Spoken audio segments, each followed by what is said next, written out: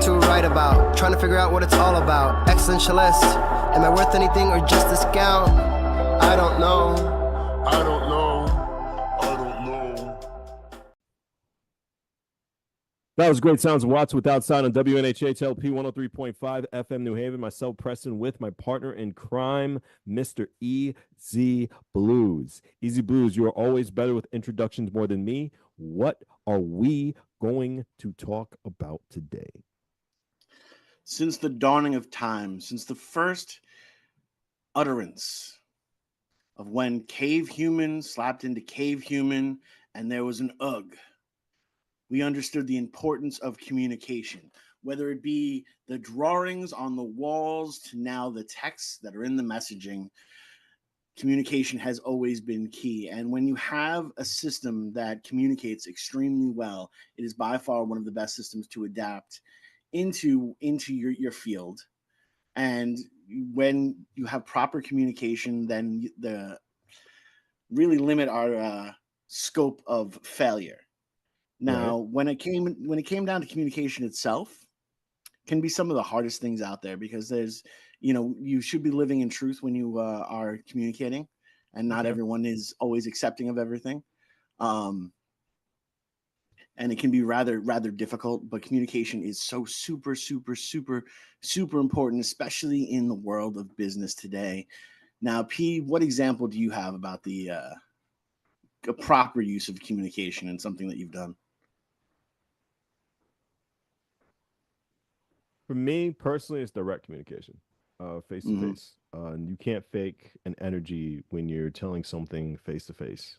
Text message, even through phone calls, may seem a little bit odd when it comes to truly interpreting what the person is trying to say. But when it comes to direct communication face to face, that's when I'm best at communicating myself. Because usually, if a text is people, when it comes to text messaging, I can go on and on and on. A lot of people see it different their own way. They may feel offended, they may not feel offended when you're just trying to talk to them as a regular person.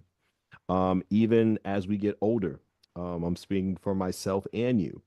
You get different kind of codes and acronyms when it comes to text messaging, and you just get a little lost sometimes. Oh no, I see it big time. Like, certain emojis, just like throw you off, and then you're just trying to talk to them and just trying to make something out of like less than a minute to get through what you're trying to say, and you're trying to figure out within the next 3 minutes of your life, like what do they actually mean by that? You get thrown off, and sometimes when you talk to a generation older than you or younger than you, and you try to communicate through that way, it can be misperceived.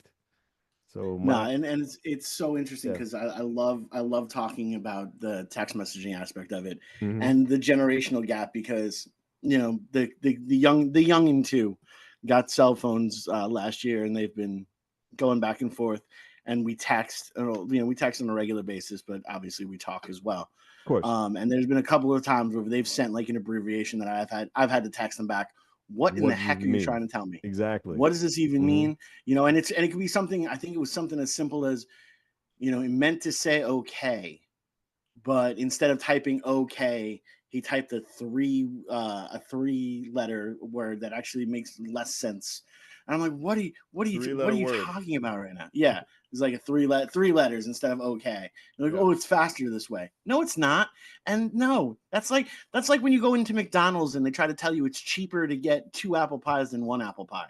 It's not cheaper to get 2. It's cheaper to get the 1. It's less expensive if you want to. Hate that. Hate that. You had a little incident. I said, I take it recently. Oh, at McDonald's, I'm the dude that tells them all the time. I'm like, stop it.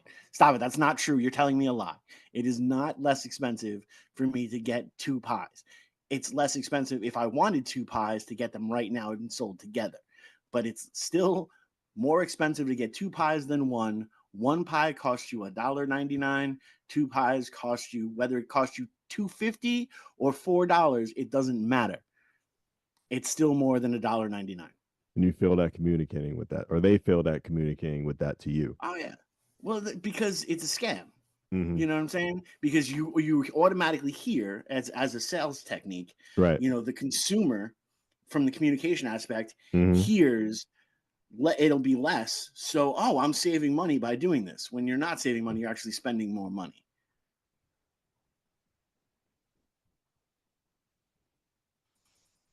I'm just gonna proceed. I'm just gonna proceed. Because I'm right on this I'm one just in gonna particular. I'm proceed. dead right. The dollar menu is not what it is anymore.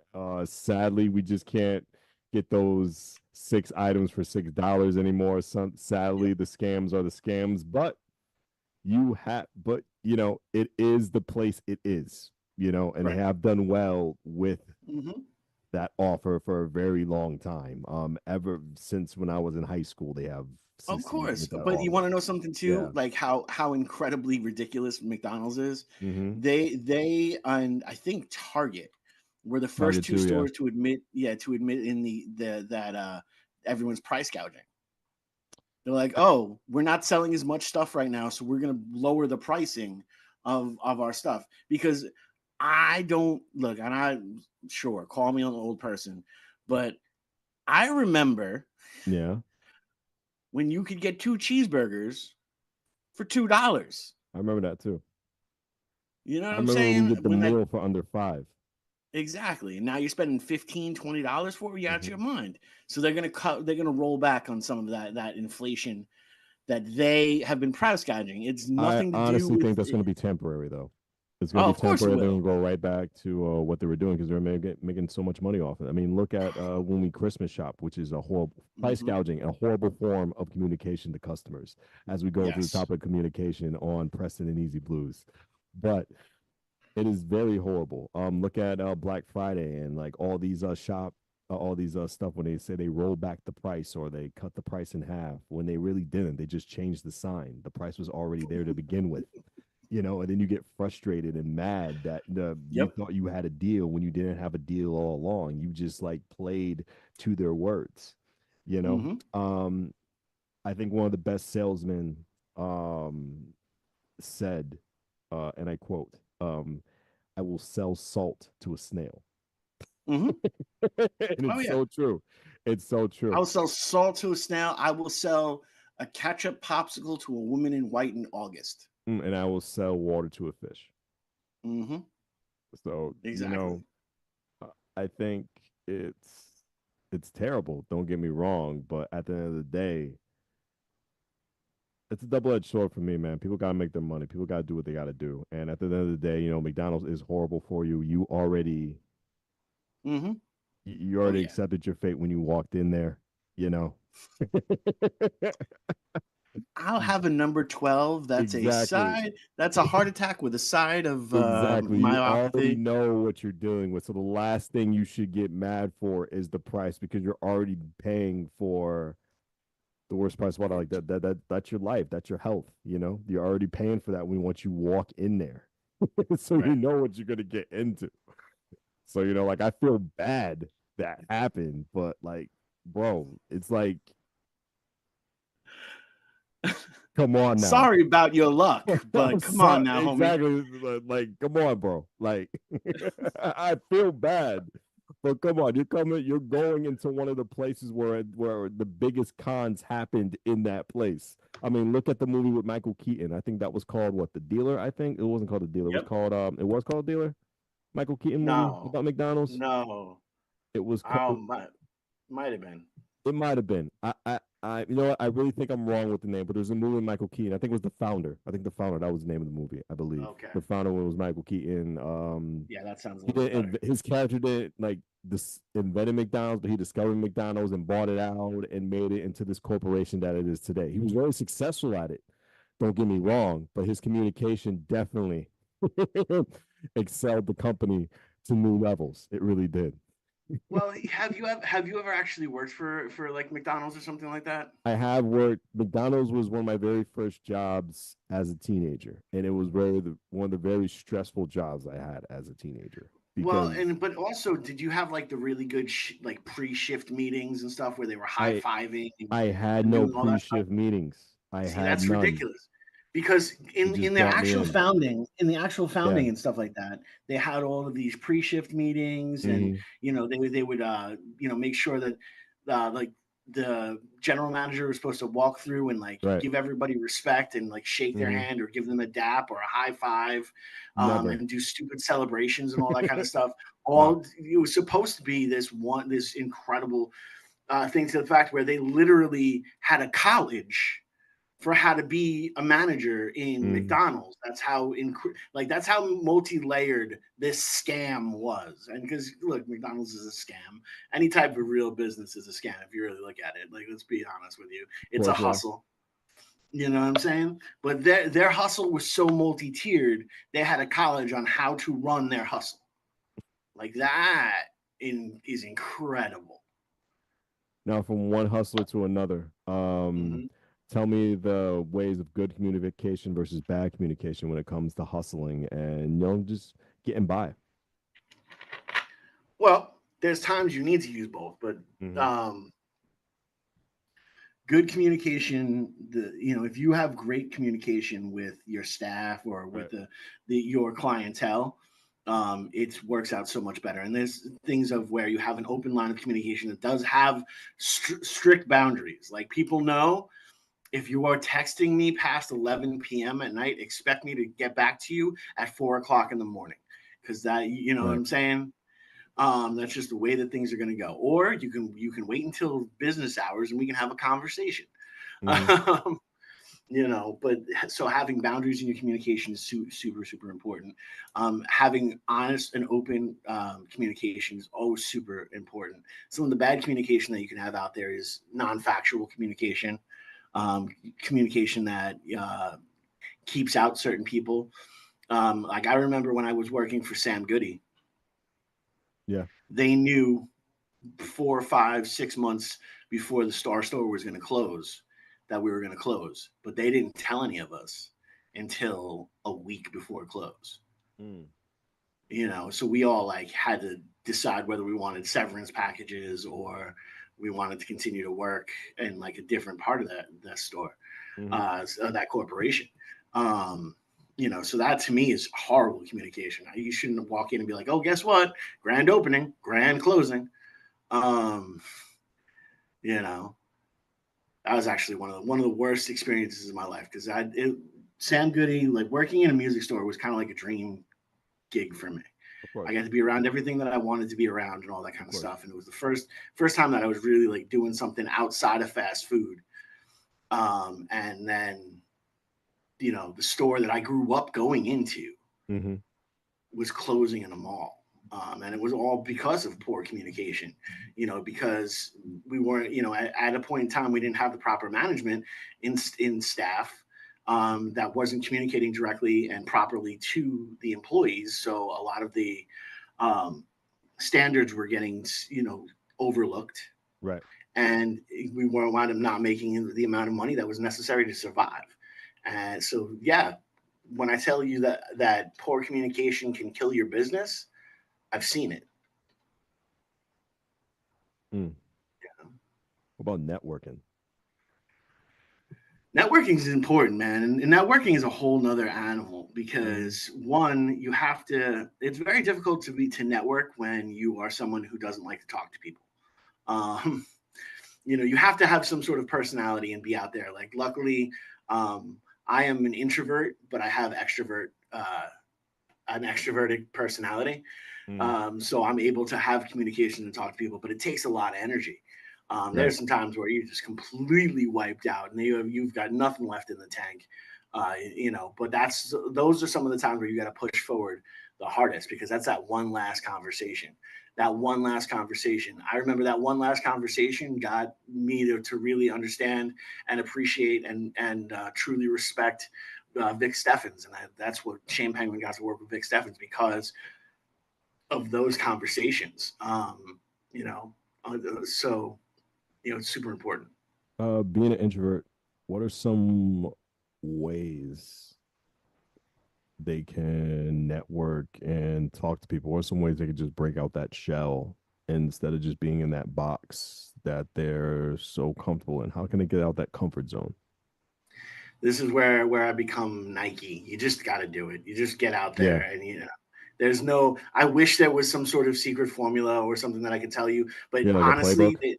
yeah, I wish there was a Mm, playbook, and I think the closest thing to the playbook you can find is do some research to see what other people have uh, been able to do in mm. that kind of format. Like, make sure you take a look at seeing a lot of successful people and how they broke out and how they networked. And once you can do that, you should be square. But it's tough. There's that whole principle: you got to fake it to make it, It's and you true. really do. I Where you. honestly believe you don't have to fake it till you make it. Okay. And this is why I say you don't have to fake it until you make it. I feel you could be your true, authentic self. And I feel Hmm. if you bring the honest energy that you bring towards others, it will come back into you. Because I believe in good karma. I don't really think you have to fake it until you make it. I think you're associating with the wrong people if you have to fake it until you make it. Right. And I don't necessarily disagree with you. And there are some Mm, industries where you have to associate with those wrong people because they are the it's ones that true. run your industry. I mean, I come from the entertainment industry. There's a whole bunch of wrong people in the entertainment industry. I understand, but I think the Yeah. way it is now, just go getters now, the way we're consuming stuff on an independent base, I necessarily think you don't have to talk to those people as much. Right. I don't think you can escape them. There's impossible way to escape those people, but I think you could be less interaction with them for making any sense.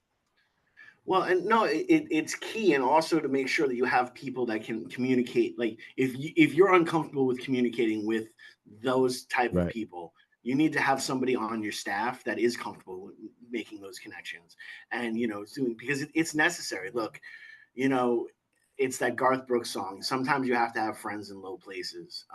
It's the True. only way to really get things done and to get things moving and shaking. And this is where all the hate mail comes. We're like, oh, he says you got to cheat to survive. Yeah, exactly. That's exactly what I'm saying. You have to cheat to survive because it's necessary. Because that meal is important. Because you need to be able to make sure you're eating enough to survive. You need to make sure that you're making enough money to keep a roof over your head. You need to cut as many corners as humanly possible just to get another meal right now. That is how rough that it really is. But I do Hmm. feel like you feel we're at the cornerstone of where independent businesses are going to explode. Right. And we'll have a lot more control over what goes down. It's a matter of we have to get there, and getting there, It's I true. think we have to fall a little bit further. And then I think we'll I say if things go according to plan and everyone is put in the right spots in the right point in time, as long as we don't have another hiccup like we had 4 years ago, um, we should be okay to be in those type of aspects within the next 8 years. Do you think networking with different do you have to feel I'm trying to find the best way to say this but respectfully, Mm-hmm. um do you feel you have to network differently depending on the gender, whether if it's male, female, or another pronoun, just the way you approach things, just the way you want to just get around things to your objective, what you mainly want to do, what you mainly want to just get out that person I today? mean, you should be looking at every type of communication as a different type. There's no Hmm. one single communication to communicate to Not at everyone. all, I agree.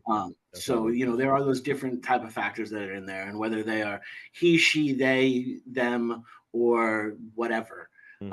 you need to take into account of that, and that's something that look, a couple weeks ago they had that whole internet controversy that women are choosing bears over men because men are super dangerous.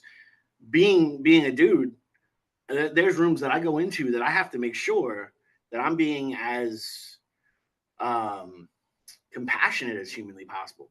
That I'm being as ways to show that I can be vulnerable, ways that show that I am not an aggressor in those type of situations. I remember being at SOR and having one of the clients break down in front of me. And because that client was of a different gender, I sat back and I was like, they're there. I hope you're okay. But I did it from across the room because I don't know what this person's been through. If I would have walked over to console them, oh no, that could have triggered them in a whole nother type of aspect of it. I believe Keanu Reeves is like the best thing of like, if you want an example of you're a dude and you need to know how to react around other people, just look at what Keanu Reeves does. Even when he takes pictures, his hand isn't even touching; it's hovering above the people in there. I think that's something that we all can really show that type of respect to each other. I think that would be huge. I just don't know if we'll ever see it. We may. I hope so. I hope so. I hope so too. I really do. When let's talk about social media and back to the texting aspect when it comes to communication. As I say this tag on WNHHLP 103.5 FM New Haven, myself, Preston, and my partner in crime, Long Island Rays,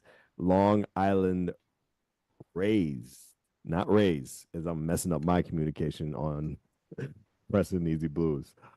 But do we feel that we're too text-based today when it comes just to communication, just between others, just between people that we know? Do we feel we have to just put the phones down for a little bit and take a break and just go back to that old school way of just talking to people because we could be a more healthier base of life? Well, yes and no. I feel like it's necessary, but two, I don't know if we'll ever really get there because you can start to see now in normal everyday vernacular, we're starting to use these abbreviations and talk like, when was the last time when you were leaving a room you said, I'll be right back instead of BRB? It's, I have never said BRB. You've never said BRB? I mean, I just said it, but I've never said it in the term of I'll be a BRB. I never said that. Maybe I'm older now, maybe I'm a little bit more mature now, but I never said that. I never abbreviated how I talked. Like to me, like as a talker, as a speaker, I always try to talk very blunt as possible because I'm dealing with different amount of people every single day, no matter who they are, no matter what they look like, all different types and all different walks of life. I try to talk as blunt as possible. I think it's my mission, probably in the last 5 years of how I communicated with people, is to talk blunt and purposely talk boring so you can get a good sense of what I'm talking about. I try my hardest. Don't get me wrong, I want to stay relevant, I want to stay consistent, but I try my hardest not to be that cool guy right now. I just try. Right. Yeah, I don't try. If it's I've said BRB. I will shorten word. I make words up. I've seen you make words up. I can't make words up. Oh yeah, no, I make words up, and I make it up with such different. With I make words up with such ego in there that some people think they're real words, and I was like, nope, I just made that up. I'm talking out of my ear for the majority of the time. And I'm completely different. I'm like the 45-year-old dad when it comes to speaking now, and I have no ashamed of it. I really don't, because you know what I'm about to say, you comprehend what I'm about to tell you, and I'm not trying my best to keep up with the lingo now because everything's changing. Slang changes every single day, and it's just so hard to keep up with now. And I'm beyond that age where I have to keep up with that lingo, so I'm not even going to just try it. So me, I threw in the towel. I guess you still got I see you haven't gave up. No, I haven't given up. And mainly because it's just fun for me. Like I said, I love words altogether. So of course, anytime I get to make some things up or be a little ridiculous, I'm going to do that. If I can shorten it. Also coming from the military, it also is a little bit easier because we speak a lot in acronyms in the military. So that kind of helps. Okay, give me an example. I'm totally gonna forget now. Oh boy. See, MOS, for example. What's MOS? Which is MOS is your what your job in the military is. So those are different type of aspects of it. So you don't ask people what their job is, you ask what their MOS is or what they're trained in. Like for myself, I was a 15 golf, 14 golf. Okay. But I spent some time doing other things as well. Yeah, of course. Just trying to figure out, who you were going to be from different aspects there. Also, you have a whole bunch of different.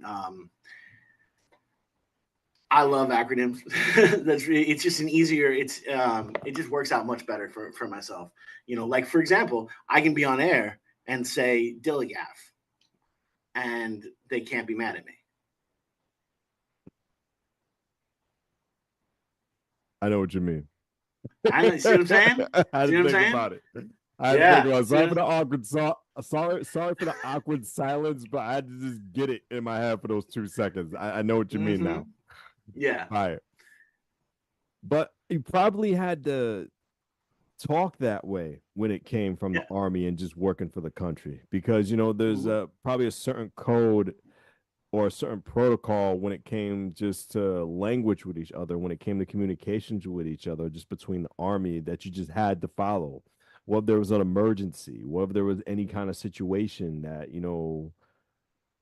unfortunately occurred, you have to, there's probably like a certain amount, there's probably some code that you have to, Oh no, there is. You have your 9-line aspects of it, which if there's some sort of, whether you're calling it over on the radio, if there's some sort of tragedy, or you're calling over for needing help, there are certain things you can and cannot say. Right. The military have their own alphabet, which also goes into numbers as well, so that you cannot be misheard. Because look, I have a very difficult regular last name to spell, and anytime that I've had to spell it, I've always had to say F as in Frank, because F could sound like S, could sound like so many different things that the name's going to be misspelled. So you have those different type of things that are there, and communication, especially in the military, is so super key, because everything comes down from the top straight down. And whether you have that good line of communication, what your intent is, what your task is, and how to fulfill that task, and how to get back safely, needs to be communicated as well as possible, because it is life or death. That is the reality of it all. A lot of people don't think that, but it is life or death. What special type of communication you have with your kids that you can say on air? Oh. That you can say on air before we go off? Well, no, it's super interesting, because I've always felt that you said that your parents had with you, or that your mom had with you, and that you have with your kids. Or well, right, yeah, I got you. One thing that my mom always made sure of is, no matter whatever went down, and I've been through what I've been through, and her and I growing up together, it is what it is. But she always made sure that we knew we were loved, and that's something that every day I make sure I still give them hugs and kisses at night. Knock on doors, be like, hey, I haven't seen you all day, I just wanted to tell you I love you. Those type of communication things are so super important. And also, I'm a fan of, there's, all discipline is abuse without communication. Okay. Whether that be somebody say, okay, they're 5 years old right now, they need to spend 5 minutes in timeout. I don't just leave them in timeout for those 5 minutes. After those 5 minutes, I go, okay, do you understand why you were in timeout? Do you know how this went on from there? Because that's a growing point. That's something we can learn from. Right. And I feel a bunch of parents should be doing that. Again, raise your kid the way you want to raise your kid. It is what it is. What it is. That is your aspect. I'm just saying what's worked for me, and it's obviously worked. I have 3 high honor roll students, that are all looking at Ivy League aspects going on in college and stuff. So I might know a thing or two of what I'm doing. Just maybe. Just a thing or 2. What about the bandmates? Again, that communication, and that's, when you're dealing with a band, you're actually kind of dealing with 4 marriages, because, this is, you have to communicate. You have to communicate well.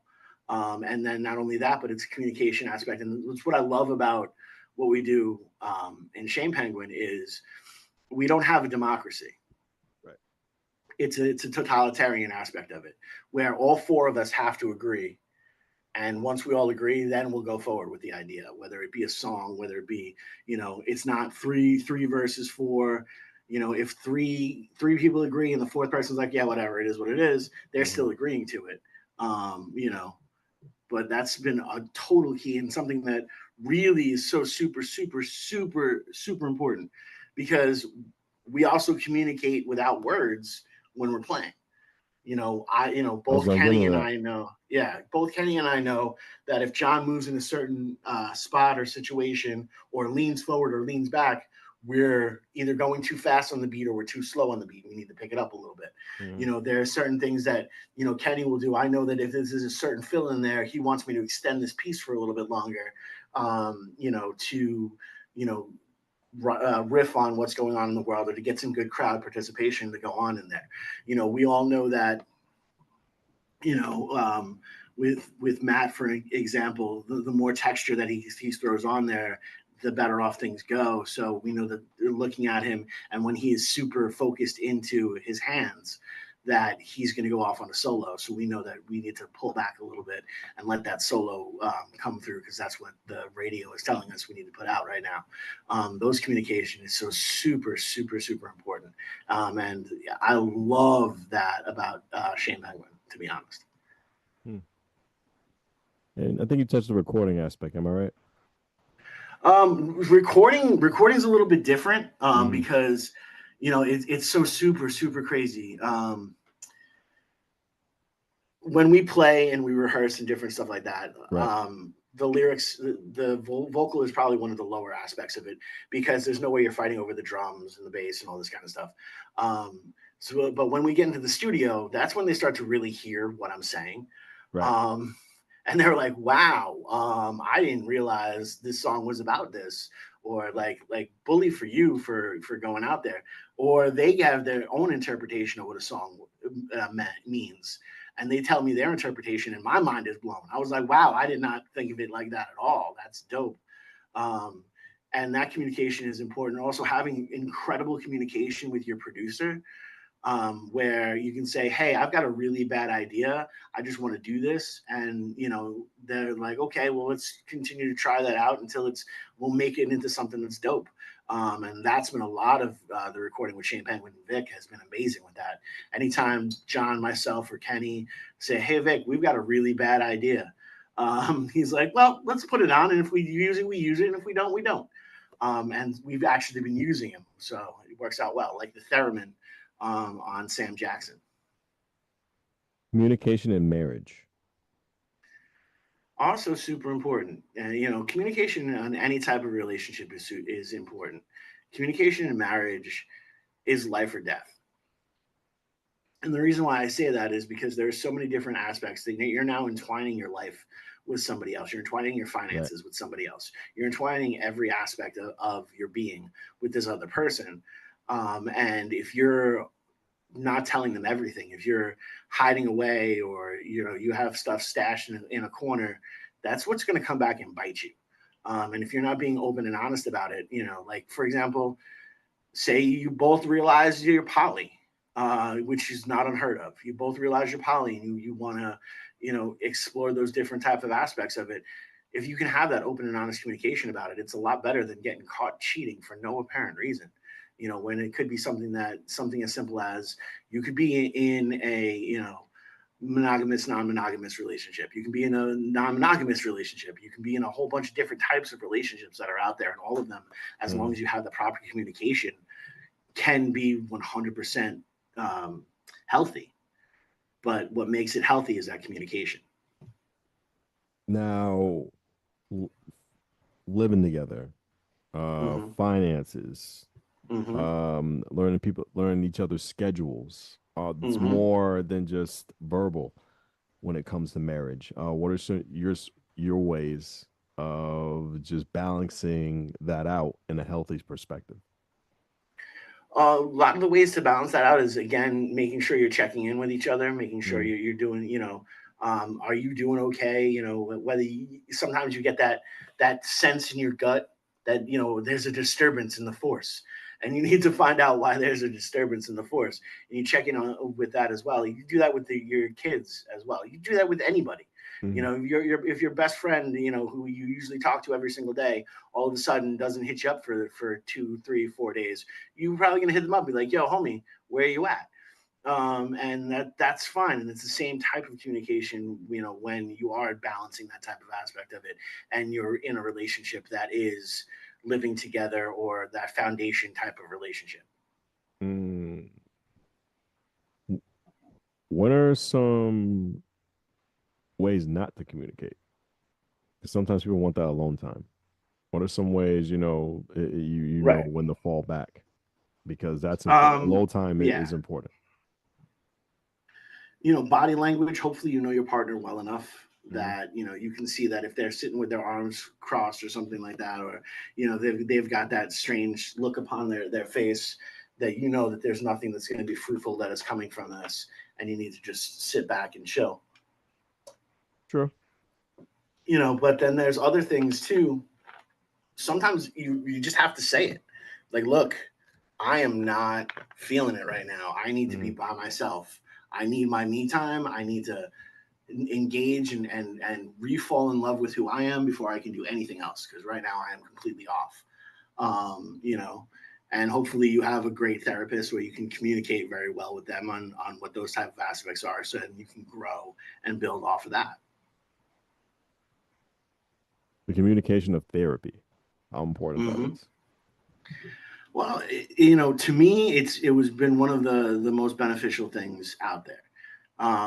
You know, to be able to make sense of some of the things that were going on in my head, and you know, to weed through, you know, the traumas that evolved into personality traits, and so much so that, you know, brought in an unhealthy lifestyle, to now repackaging myself, and, you know, understanding that there are certain things that I need to do to change up, and a lot of that had to do with communication, because I was someone who felt, you know, no one was going to understand exactly what I was going through anyway, or care, as long as I was providing what needed to be provided.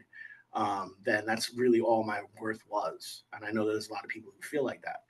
Um, but that's not true. Your feelings are just as important and just as valid. And if you feel a certain way about something, please speak up. You know, and if you have no one to speak up to, feel free to hit me up. I would much rather spend time talking with you, going through things in the middle of the night, than have to sit and, you know, go to your funeral. It's fair. Yeah. I'd rather hear your eulogy than hear, you know, I'd rather hear your troubles than hear your eulogy. There you go. There you go. And what about work? Working with others, working with new people, just stuff at the job, because everyone thinks they're talking to somebody well at the job. What are some ways to, treat people better at the job and just communicate better when you're just working with others, in your You perspective? gotta, in my perspective, is you do have to put yourself aside. You know, you do have to understand that Mm, we are a social being, and we need everyone else around us to help us move forward. And, you know, people at the job, when, for example, at SOR, mm, I, you know, go in there as an open book every single time. I try to learn as much as humanly possible, so that I right. can be, you know, the best teacher for those kids, and, you know, and figure out, you know, what the next aspect is there. You know, and I'm also there, you know, not as their kid's friend as much as their kid's mentor. You know, to help them with that next level of, whether it be musicianship or just life in general. I think body language too. You got to read at the job, Oh yeah, oh, body language, and there are so many books. You know, definitely go pick up a couple of books on how to read body language, of course. because if you don't know how to read it, you can be fooled. So much so, I'm lucky. I was lucky enough to play poker for a while, so I learned very, very, very quickly how to read people. You know, Personally, for me, just when it came to dealing with people at the job, as I talk about this on WNHHLP 103.5 FM New Haven, different age groups. hmm I know we slightly talked about this before, just like communicating with different age groups. Talking to a 46-year-old is entirely talking different to a 19-year-old. Hmm. Talking to a 30-year-old is entirely different from talking to someone who's in their 50s. You really gotta understand how people react to things. It Right. comes off as a form of body language, but sometimes it takes a longer time for a person, I say older, to Hmm. understand or comprehend different stuff that you're talking about. When it comes to a younger individual, will know it in a matter of seconds, as soon as probably before you even yell the topic off. Right. A lot of older people more mature, more calm with things, and it's a seesaw because even though that person who's younger maybe understands you a little bit better, they can get easily mad or easily Hmm. triggered a lot better when it comes to just performing their duties at the job or taking criticism or taking Hmm. different advice at all. So it's a little bit of back and forth when it comes to just exchange talking to people and just exchanging information. That's how I feel. No, it definitely, and it goes back to exactly what we were saying before, is there is Hmm. no single right answer on No, a it's not. proper way to communicate to every single person. Agreed. There are individual aspects that you have to look at, and you Hmm. have to take into account for that, Of and course. you have to take into account their flaws, just like you have to take into account your own flaws. Like for me, I'm someone who's very boisterous. I'm very all over the place, and a lot of people think that I speak a little bit too intelligently, and they feel like I talk down. Oh, I'm not talking down. I'm just talking. Um, you know, I never realized that I had a problem with that until it was pointed out to me, and I was like, "Wow, that makes absolutely no sense to me." Only to find out later on that I'm actually on the autistic spectrum, so that's probably why it made no sense to me. I thought I was just being factual. My bad. What are some weaknesses when it comes to your communication? Do you feel you always have to get the last word sometimes, or you feel like I just use that as an example? Well, sometimes, like in an argument, yeah, I do. I'm egotistical in that aspect where, yeah, well, so you too, no, you, I gotta get that last word in because this is showing dominance. I do feel like that is something that is there, something that I work with every day. Hmm. Other things like in argument bases, I'm very quick to get emotional. So I try to something that also that I try not to look into because once the emotional tongue gets free, you wish the drunk tongue showed up. When the emotional tongue shows up, there's venom that gets spoken. And that's not the right way to do things. It's something that I struggle with on an everyday basis. I remember going back and forth with a couple of people that were running for mayor or running for some type of office, and they saw things a little bit differently than I saw it, and I looked at them and I'm like, this is actually not accomplishable what you're saying, because of A, B, and C, and they, came back on just an attack aspect of it. And I would get emotional. I'd be like, "Well, you're ridiculous." So I can now say this, and that without any type of issue. And then when they were like, "Oh, well, we'll just do this and we'll get I'm like, yeah, except People versus Larry Flint actually allows me to say these things because you've decided to run for public office. Um, you Hmm. know, Oh yeah, they hate it when you come back with them with actual like law cases. They're like but so it's the way it is. But yeah, getting emotional is definitely something that yeah, that Italian Get, fury getting comes up into it, quick. getting into it a lot, getting into it a lot. And Hmm. do you feel like you enjoy the back and forth sometimes? Sometimes I do. Yeah. Sometimes it's like a game. It's Hmm. kind of like I also am someone who loves sparring. Like, I used to love to, because not only did you feel what it was like to actually hit somebody, but you felt what it was like to actually take a hit. And that really shows you are alive. I mean, they talk about it in Fight Club. Do you really truly know yourself if you've never been punched in the face? Hmm. Because you never know how you're going to react in that type of situation. It's true. Um, So that's one of those things that I've always looked at and tried to. So the sparring back and forth, and for a while, I will say up until about, we'll say maybe 4 or 5, up until about, I stopped arguing with people online, especially about 6 years ago, when arguments went from normal arguments to them stating that they were going to blow up the Capitol. And that's when I was like, yeah, these are people that I don't want to talk to anymore. These are, I used to have a rule. You used to have a rule? Yeah, I used to have a rule. If you believed that the earth was flat, then I had no reason to talk to you. Oh, man. Yeah. I think before we get off, one weakness of mine is too many apologies. I can be apologetic a lot. I've calmed down from that over the recent amount of years, but I can be very apologetic because I'm so used to, trying to be that great individual, that nice individual. I'm way apologetic when I don't need to be. And I need to tone that down. So that's a weakness side of mine. But as we come to a close, final words for when we get out of here of talks of communicating better with just individuals and making yourself a better person in life. So go ahead, Ease. It breaks down to something that I say, I think, often, and it's, staying flexible, understanding that, your point of view is not the only point of view in the room. And you have to really take into account how other people are going to perceive what you have to say. Now, no way do I say that you need to be obsessed with that, and so that you're not going to say anything at all because you're afraid of offending somebody. But understanding that your words could be offensive, understanding that someone is going to take what you have to say the wrong way, and being able to own it. Being able to say, yes, you want to know something? I said this incorrectly. I remember having a conversation. This was it was one of the most incredible moments of my life, because it was a place where I got to really grow as a human. One of our friends, and I'm not even going to put their name out there, around the time of the George Floyd tragedy, I was hitting up people, making sure they were okay, and all those different things, type of thing.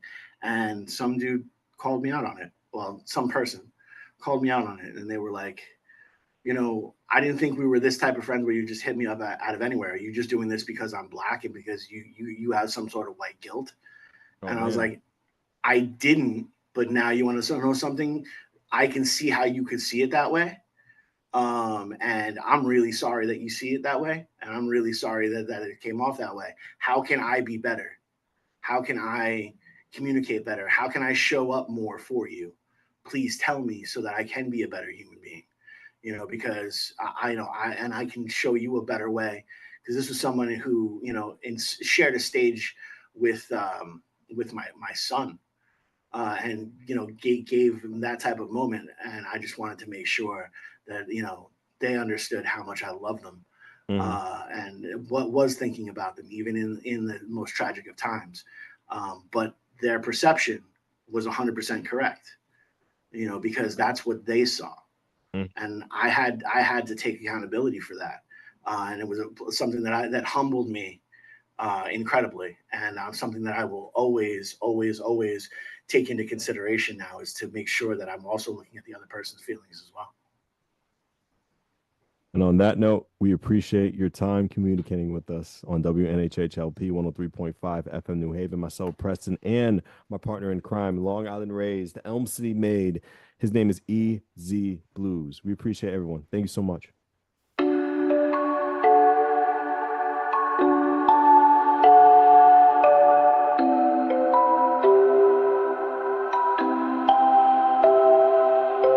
Wondering what to write about, trying to figure out what it's all about. Existentialist, am I worth anything or just a scout? I don't know.